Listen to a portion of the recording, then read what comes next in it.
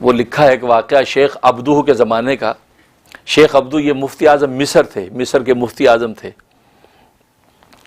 उनके ज़माने में ये तय हुआ कि वक़्त के पादरी और राबाई और मुसलमानों के स्कॉलर जमा हों किसी मुकाम पे और आपस में बात करें कि जन्नत में कौन जाएगा, यहूदी जन्नत में जाएंगे, ईसाई जाएंगे या मुसलमान जन्नत में कौन दाखिल होगा। ज़ाहिर है कि आज हर बंदा ये सवाल करता है। अब ये जब मुनाज़िर के सब जमा हो गए तो सबसे पहले शेख अब्दू से कहा कि आप खड़े हों, आप इस्लाम की तशरीह करें, आप इस सवाल का जवाब दें कि जन्नत में कौन जाएगा। शेख अब्दू मुफ्ती आज़म मिस्र ये खड़े हुए।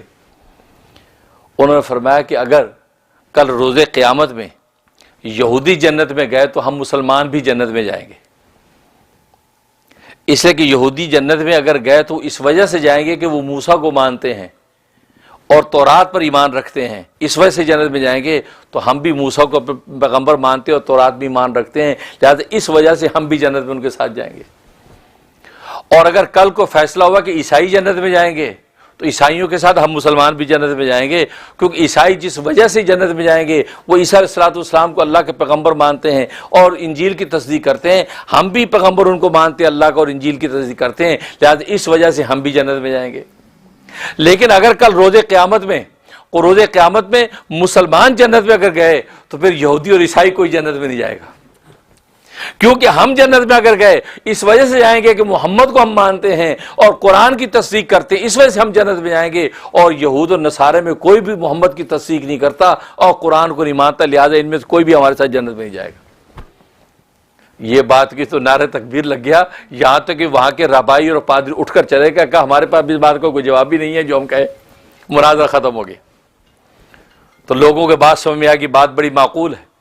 तो बात असल में वही है कि ईमान, हम सारी किताबों पर ईमान लाए, सारे नबियों पर ईमान लाए। अल्लाह ने पूरी तफसीर से क़ूलू, ऐ मुसलमानों कह दो इनको, आमन्ना बिल्लाहि, हम ईमान ले अल्लाह पर, वमा उन्ज़िला इलैना, उस पर जो हम पे नाज़िल हुआ, वमा उन्ज़िला इला इब्राहीम व इसहाक़ व इस्माईल व इस, तो सब पर जो नाज़िल हो सब पर हम ईमान लाए हैं और हम सब अल्लाह के फरमाबरदार हैं। तो हमने तो जन्नत में जाना ही जाना है। तो अगर यहूदी ईसाई इस वजह से जन्नत में जाएं कि तौरात और इंजील को मानते हैं तो हम भी तो मानते हैं, लिहाजा हम भी जन्नत में जाएंगे। लेकिन अगर सिर्फ मुसलमान जन्नत में जाएगा तो फिर कोई यहूदी और ईसाई जन्नत में नहीं जाएगा। लॉजिकल जवाब था, लिहाजा वक़्त के पादरी जो रबाई उठकर चले गए कि हमारे पास इसका कोई जवाब नहीं। तो हकीकत ये है, यही अल्लाह तबारक व तआला ने वाज़ेह कर दिया। उसके बाद फ़इन आमनु बिमिस्लि मा आमनतुम भी, अल्लाह तबारक व तआला कानून एक मेयार बयान कर दिया। फ़इन आमनु, अगर ये ईमान ले आए, यानी यहूद नसारा और या मुशरिकीन ये ईमान ले आए, बिमिस्लि मा आमनतुम भी, उस तरह का ईमान जैसा तुम ईमान लाए हो, यानी मुसलमानों तुम जैसा ईमान ले ऐसा ये ईमान ले आए, फ़क़द इहतदौ, अब ये हिदायत पाएंगे।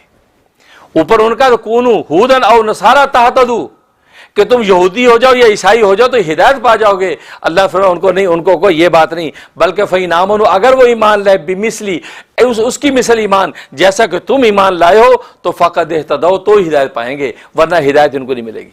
हिदायत उस वक्त मिलेगी जैसा ईमान तुम लाए, क्योंकि तुम मोहम्मद को भी मानते हो और मोहम्मद के कहने पर बाकी सारे अम्बिया को भी मानते हो, सारे अम्बिया को भी जानते हो, सारी की आसमानी किताबों पर ईमान रखते हो। तो लिहाजा फिर इस दर्जे का ईमान ये भी लाएंगे तो ये हिदायत पाएंगे। वह इन तवल्लौ, और अगर उन्होंने मुंह फेर लिया इससे, यानी उस दर्जे का ईमान जैसा तुम्हारा वो ना लाए, तो वह इन्नमा हुम फी शिकाक, तो बेशक वो जो जिद में है, वो जिद और इनाद ही की वजह से वो ईमान ना लाएंगे, क्योंकि जिद इनाद के अलावा उनके पास कोई दलील नहीं है।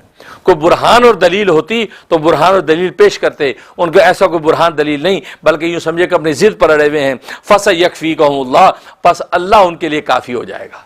ऐ मोहम्मद आप तसल्ली रखें, आपका काम उनको इतला देना है, उनको दावत हक देना है, आप इससे मजीद परेशान ना हो। फसयकफ़ीकहुमुल्लाह, बस अल्लाह तबारक व तआला उनके लिए काफ़ी हो जाएगा। वह हुवस समीउल अलीम, और वो खूब सुनने वाला जानने वाला है। वो इनके दावों को सुनता भी है, इनकी हरकतों को जानता भी है, लिहाजा उसको खबर है कि क्या फ़ैसला करना है। लिहाजा अगर वो तुम्हारे तरह का ईमान ना लाए तो वो फिर हिदायत नहीं पाएंगे। अगर वो अपने खुद साख्ता ईमान के ऊपर कायम रहे तो वो खुली गुमराही और ज़िद पर कायम है।